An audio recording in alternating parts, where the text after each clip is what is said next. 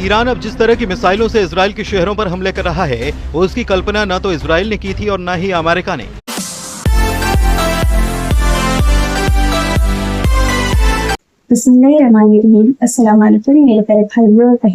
Iran को Israel की लड़ाई अब तक एक बहुत बड़ा मोड़ ले लिया है, क्योंकि ईरान ने इजराइल के साथ साथ अब अमेरिका पर भी हमला करना शुरू कर दिया है। क्योंकि ये चेतावनी तो ईरान पहले ही दे चुका था कि जो कोई भी इजराइल के साथ खड़ा होगा वो उसको भी नहीं छोड़ेगा, और अमेरिका तो इजराइल के साथ पहले ही खड़ा हुआ नजर आ रहा था। इसी वजह से अब अमेरिका पर भी कुछ जगह पर अटैक हुए हैं, और जिस तरह से ईरान इजराइल के इन शहरों पर हमला कर रहा है, बताया जा रहा है कि वहां की स्थिति भी गाजा की स्थिति जैसी बनती जा रही है। तो चलिए देखते हैं इस न्यू अपडेट के साथ ईरान और इजराइल की लड़ाई कहां तक पहुंची है। ईरान अब जिस तरह की मिसाइलों से इजराइल के शहरों पर हमले कर रहा है, उसकी कल्पना न तो इजराइल ने की थी और न ही अमेरिका ने। हालात ये हो गए हैं कि ईरान के जबरदस्त पलटवार से रूस और चीन का भी जोश हाई हो चुका है। दोनों ने ही अमेरिका और इजराइल को सीधी धमकी दे डाली है कि अगर ईरान के परमाणु ठिकानों पर हमले नहीं रोके गए तो फिर जंग बेहद विनाशक हो जाएगी।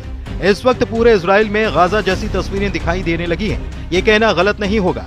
हालात ये हो गए हैं कि इजराइल की राजधानी तेल अवीव में ईरान की बैलिस्टिक मिसाइलों ने तूफानी तबाही मचाई है। सिर्फ 2 घंटे के अंदर ही तेल अवीव पर 12 मिसाइलों से हमला किए गए, जिसमें 25 से ज्यादा इजरायलियों के मारे जाने की खबर है। ईरान के हमले ये साबित कर रहे हैं कि ईरान पर जिस तरह से 13 जून से 17 जून तक खूनी हमले हुए, उसने ईरान को भले ही भारी नुकसान किया, लेकिन ईरान ने अब हाइपरसोनिक बैलिस्टिक मिसाइलों और आत्मघाती ड्रोन से खूनी हमले करने शुरू कर दिए हैं। और इस वक्त की सबसे हैरान करने वाली खबर यह है कि अमेरिका और इजराइल मिलकर 180 जेट से ईरान पर हमला करने जा रहे हैं, जबकि अमेरिका और इजराइल के लिए सबसे बड़ी चुनौती ईरान का फोर्दो परमाणु ठिकाना साबित हो रहा है, जो जमीन में इतनी गहराई में है जिससे 30,000 पाउंड का बंकर बस्टर बम भी आसानी से तबाह नहीं कर पाएगा।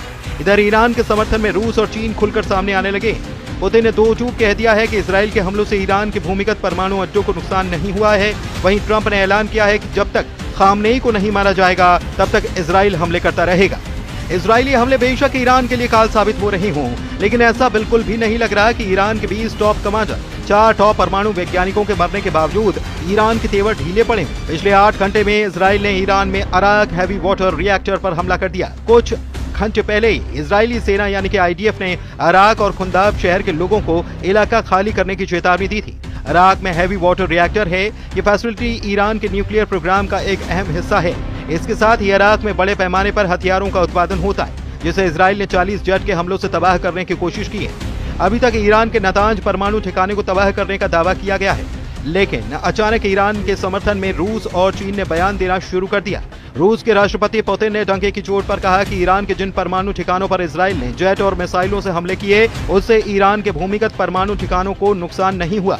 यानी कि रूसी राष्ट्रपति पुतिन अपने बयान से पूरी दुनिया को ये बता चुके हैं कि ईरान के भूमिगत परमाणु ठिकाने सुरक्षित हैं और इजराइल के हमले नाकाम साबित हो रहे हैं। यही कारण है कि राष्ट्रपति ट्रंप ईरान पर हमला करने से पहले 100 बार सोच रहे हैं। ट्रंप ने ईरान पर हमला करने के प्लान को मंजूरी तो दे दी, लेकिन उन्हें यकीन नहीं हो रहा कि अमेरिका और इजराइल मिलकर ईरान के फोर्डो परमाणु ठिकाने को तबाह कर पाएंगे, जो पहाड़ों के बीच में जमीन में सैकड़ों मीटर नीचे मौजूद है। अमेरिका को लगता है कि 30,000 पाउंड का बंकर बस्टर बम भी ईरान के भूमिगत फोर्डो परमाणु ठिकाने को तबाह नहीं कर पाएगा।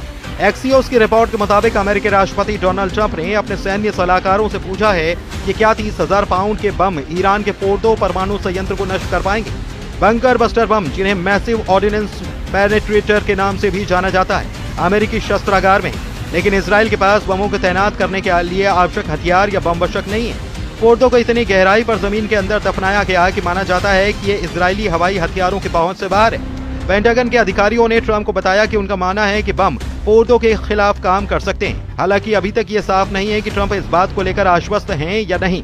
एक्सियोस की रिपोर्ट के मुताबिक 30,000 पाउंड के बमों का इस्तेमाल कभी भी वास्तविक युद्ध में नहीं किया गया, केवल परीक्षणों में किया गया। इजरायलियों ने अमेरिकी अधिकारियों से कहा है कि भले ही वे बमों से फोर्डो को नष्ट नहीं कर सकते, लेकिन वे ईरान को मिट्टी में मिला सकते हैं। उधर अमेरिका के राष्ट्रपति ट्रंप का दावा है कि उनकी वॉर रूम में मीटिंग हुई है। कुछ लोग इसे सिचुएशन रूम कहते हैं। हम लोग ये देख रहे हैं और समझ रहे हैं कि हम इसके बीच में, ये खतरनाक हालात है और मुझे इसे देखना पसंद नहीं है। मुझे इतनी सारी मौतें और विनाश देखना पसंद नहीं है। मौत यही वो चीज है जिसे मैं देखना पसंद नहीं करता। ईरानी समाचार एजेंसी इरना के मुताबिक सुबह हुई बमबारी में ईरान का मकसद IDF खुफिया हेडक्वार्टर और सोरोका अस्पताल के पास बने एक बेस को निशाना बनाना था। इसीलिए इजराइल के सोरोका अस्पताल पर ईरान ने हमला किया। ईरान ने सेंट्रल इजराइल में स्थित स्टॉक एक्सचेंज बिल्डिंग पर भी मिसाइल से हमला किया। अरब मीडिया के मुताबिक इससे बिल्डिंग को काफी नुकसान पहुंचा है। ईरान ने जवाब में इजराइल के 4 शहरों तेल अवीव, बिशेरबा, रमतगढ़ और होलोन पर 30 मिसाइलें दागे।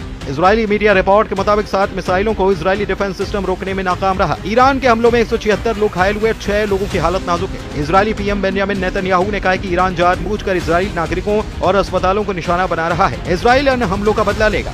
ईरान और इजराइल के बीच जंग 7वें दिन में पहुंच गई। अब तक इजराइल के 25 लोग मारे गए हैं तो वॉशिंगटन स्थित एक ह्यूमन राइट्स ग्रुप ने दावा किया कि ईरान में मौत का आंकड़ा अब 639 हो चुका है और 1329 लोग घायल हुए हैं। इधर ईरान और इजराइल की भीषण जंग ने दुनिया को बांटना शुरू कर दिया है। रूस, चीन और तुर्की ने इजराइल का खुलकर विरोध करना शुरू किया है और साफ चेतावनी इजराइल और अमेरिका को दी है कि ईरान पर हमले बंद करो वरना अंजाम बुरा हो सकता है। ईरान में अयतुल्लाह अली खामनेई की सत्ता रूस के लिए बहुत अहम है। एक्सपर्ट बताते हैं कि ईरान की बर्बादी रूसी राष्ट्रपति व्लादिमीर पुतिन के लिए न सिर्फ सामरिक झटका होगी बल्कि उनकी इज्जत पर एक बदनुमा दाग भी लगा देगी। ईरान रूस का अहम आर्थिक और सैन्य साझेदार है। रूस ने ईरान में अरबों डॉलर का निवेश कर रखा है। खामनेई की सत्ता रूस को मध्य पूर्व में एक विश्वसनीय आधार प्रदान करती है। अमेरिका और उसके सहयोगियों के खिलाफ दोनों ने साझा मोर्चा बना रखा है। खामनेई का शासन रूस की भूमिगत राजनीति और आर्थिक रणनीति का एक महत्वपूर्ण हिस्सा है। ईरान का अगर पतन होता है तो रूस के लिए यह सीरिया से भी बड़ा झटका होगा। इधर ईरान के परमाणु बम पर हैरान करने वाला दावा अंतर्राष्ट्रीय परमाणु ऊर्जा एजेंसी ने किया है। IAEA ने 19 जून को कहा कि ईरान परमाणु हथियार बनाने की कोशिश कर रहा है। इसका कोई सबूत नहीं मिला है। IAEA के डायरेक्टर राफेल ग्रोसी ने अल जजीरा को इंटरव्यू में ये ताजे दावे किए। ऐसे हालात में सवाल यह है कि अमेरिका की शय पर इजराइल ईरान पर खूनी हमले क्यों कर रहा है। इधर रूस ने ईरान और इजराइल जंग में अमेरिका की दखल अंदाजी को लेकर चेतावनी जारी कर दी है। रूसी समाचार एजेंसी इंटरफैक्स के मुताबिक क्रेमलिन के प्रवक्ता दिमित्री पेस्कोव ने कहा है कि अगर अमेरिका ईरान और इजराइल के बीच चल रहे संघर्ष में दखल देगा तो इससे हालात और ज्यादा बिगड़ सकते हैं और तनाव खतरनाक स्तर पर पहुंच सकता है। इधर ईरान हमलों से तिल मिलाए इजराइल के रक्षा मंत्री इजराइल काट्स ने ईरान के सुप्रीम लीडर को मॉडर्न हिटलर कहा और कहा कि अब उनका अस्तित्व नहीं रह सकता। इजरायली सेना का लक्ष्य है कि वो इंसान अब नहीं बचना चाहिए और उसका अस्तित्व खत्म होना चाहिए। इजराइल काट्स ने कहा कि खामनेई जैसे तानाशाह जो ईरान जैसे देश का नेतृत्व करते हैं और जिन्होंने इजराइल के विनाश को अपना लक्ष्य बना रखा है, उसे इजराइल को खत्म करने के इस भयानक लक्ष्य को जारी रखने या पूरा होने की अनुमति नहीं दी जा सकती। ईरान इजराइल युद्ध से जुड़े जानकारों के दावों के मुताबिक अगर ईरान के सुप्रीम लीडर खामनेई को इजराइल और अमेरिका मिलकर जान से मार देते हैं तो इससे पूरे मिडिल ईस्ट में भयंकर और तबाही वाला युद्ध शुरू हो जाएगा, जिसे ना तो रूस रोक पाएगा और न ही अमेरिका। ईरान और इजराइल के बीच में लड़ाई ये बहुत टाइम से चली आ रही है और हाल ही में इस लड़ाई के सबसे पहले अटैक इजराइल ने किया था और इसका अंजाम अब इजराइल को भी भुगतना पड़ रहा है। जिस तरह से ईरान इजराइल पर हमले कर रहा है वहां की स्थिति आपने देखी ली होगी, बिल्कुल गाजा जैसे नजर आ रही है, क्योंकि आप सब अच्छी तरह से जानते हैं ईरान एक बहुत पावरफुल देश है और ईरान के साथ साथ अब सपोर्ट में रूस और चाइना भी सामने आए हैं।